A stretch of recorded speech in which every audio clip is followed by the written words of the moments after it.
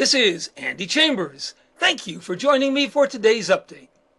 Today we're going to look at some individual stocks that appear to have excellent upside potential. The first stock is R.R. Donnelley & Sons, or RRD. Donnelley & Sons was very strong during the first phase of the bull market that began in March 2009. There was a pretty good pullback last year, and now it looks like it's ready to get going again.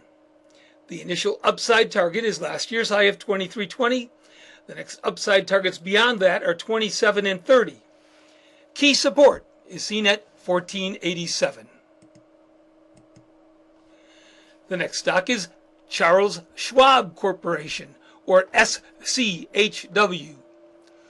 The chart shows that Schwab found resistance at $20 for about 6 months before it pulled back last year. Now it looks like it could be ready for an upside breakout. A break through $20 could result in a move toward the 2008 high of $28.75. The next upside target beyond that is $33. Initial support is seen at 17. Key support lies at last year's low of $12.64. Next we have Tyson Foods, or TSN. A higher low bottom appears to be in place at the October low. It's one of my favorite patterns of the bunch. The next hurdles for the bulls are last year's high of $20.57 and the 2007 high of $24.32. The next upside targets beyond that are $26 and $29.50. Initial support is seen at $18 and $16.50. A break of support at the October low of $14.59 would put the bullish outlook on hold. Next we have Aetna, or AET. Aetna just broke through resistance at last year's high. The next upside targets are $47 and $60. Initial support is seen at $35 and $30, with key support at $25. The next stock is General Electric, or GE. GE is another stock that recently broke through resistance at last year's high. The next resistance is seen at $26.50 and $31.50. The long-term target is the 2007 high of $42.15. Initial support is seen at $19.50 and $16.50. Key support is seen at $13.75. AKS Steel Holding Corp., or AKS, was very, very strong before it plunged in 2008. Now a higher low bottom appears to be in place and a further advance is expected. The initial hurdle for the bulls is the January 2010 high of $26.75. The next upside target beyond that is $33.50. However, the chart is wide open above last year's high. If it happens to take off, who knows how far it could go. Key support lies at last summer's low of $11.34. Next we have SLM Holding Corp., or SLM. SLM is another stock that looks like it could be ready for a further advance. The initial upside target is the 2008 high of $25.05. If it breaks through there, the chart is relatively wide open, up to about $40. Initial support is seen at $13.50, with key support at $9.85. JP Morgan Chase, or JPM, was strong in 2009. After a long period of consolidation, it appears to be poised for an upside breakout. The initial upside targets are $60 and $70. Initial support is seen at $45 and $42, with key support at $35.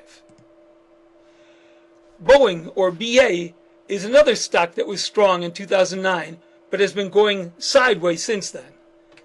This is one of my favorite patterns of the group. Now it looks like Boeing could be ready for a further advance. The initial hurdles for the bulls are the May 2008 high of $88.29 and the all-time high of $107.83. Key support is seen at $59. Next we have Lincoln National Corp., or LNC. This is another stock with a higher low bottom setup. The next upside target is $42.80. The initial hurdle for the bulls is seen at $60. The key hurdle is the all-time high near 75. Key support is seen at $20. Next we have MS, Morgan Stanley. Morgan Stanley is another stock with a higher low bottom setup. The initial upside target is $40. The initial hurdle for the bulls is seen at $51.80. Key support is near $22.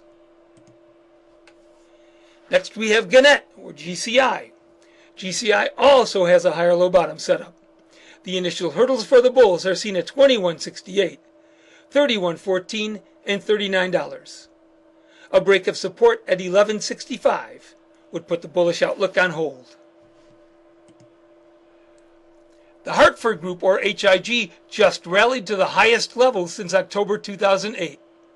A monthly close at this level or higher would leave the monthly chart relatively wide open, up to $60. Between here and there are minor levels of resistance at $33, $44, and $50.